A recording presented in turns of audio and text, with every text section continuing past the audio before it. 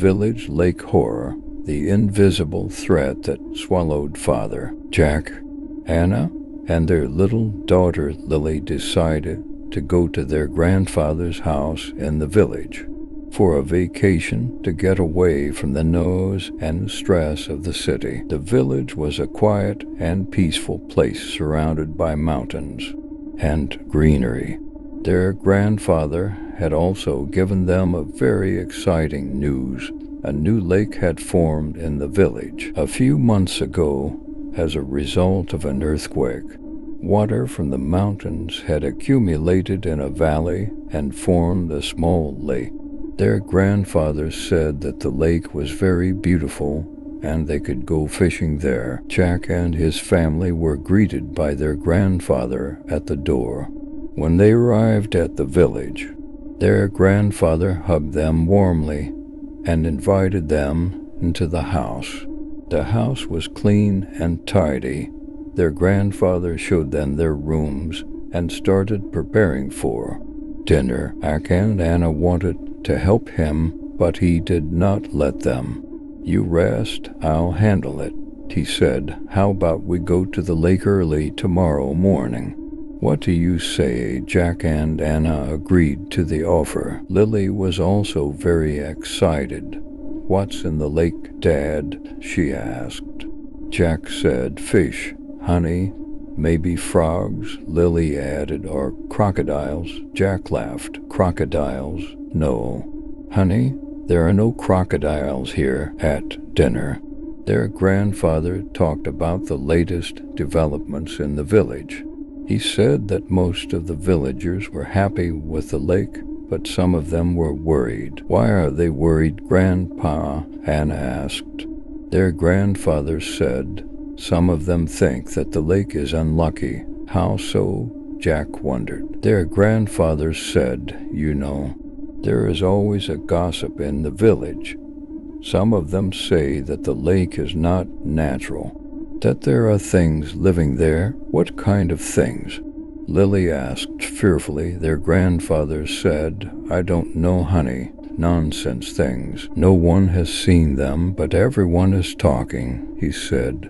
"Don't listen to them. The lake is a very beautiful place. You'll see tomorrow." They got up early the next morning and got ready to go to the lake.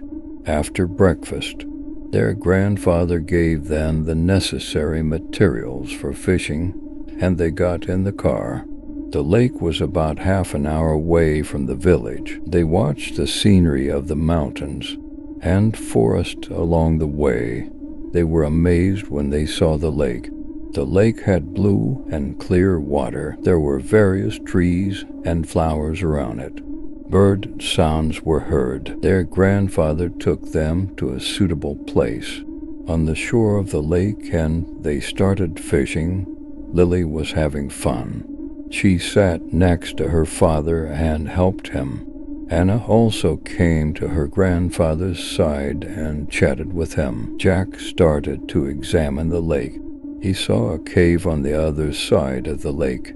He asked his grandfather curiously, "Grandpa, what's that cave?" he said. Their grandfather said, "That cave? I don't know, son. I've never been there," he said. "Why?" Jack asked. Their grandfather said, "I don't know. Maybe it's dangerous," he said. "How can it be dangerous?" Jack said. Their grandfather said, "I don't know. Maybe there are animals inside," he said, "or crocodiles," Jack said, and laughed. Their grandfather also laughed. "Crocodiles? No, son, there are no crocodiles here." Jack said he wanted to swim in the lake. Their grandfather said, "Okay, son, but be careful." Jack put on his swimsuit and entered the lake. The water was very cool and clean. Jack swam for a while and then headed towards the other side of the lake. He approached the cave. The entrance of the cave was dark and narrow. Jack couldn't resist his curiosity and entered the cave. There was no light inside the cave. Jack moved forward by leaning his hand light on the wall. The cave was getting narrower and deeper. Jack heard a sound. It was the sound of water droplets. He thought he had reached the end of the cave, but he was wrong. The cave suddenly widened and opened into a room. The room was also dark, but Jack noticed that his eyes were getting used to it. There was something in the middle of the room. Jack approached and looked at it. It looked like a statue, but it had a very strange shape. It did not resemble any other animal. It had a long tail, sharp teeth and claws. It had scales and wings on its back. It was a dragon. Jack backed away in shock and fear. He hoped that the statue was not alive, but he was wrong again. The statue suddenly moved and opened its eyes. It looked at Jack with its red and bright eyes. Jack screamed and tried to run away, but it was too late.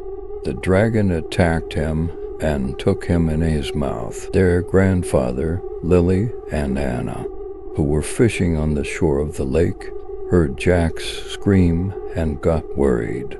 They looked at the other side of the lake, but they couldn't see Jack. Jack, Jack, they shouted, but they got no answer. There was only a slight ripple in the water of the lake, and a faint rumble from the dragon's stomach.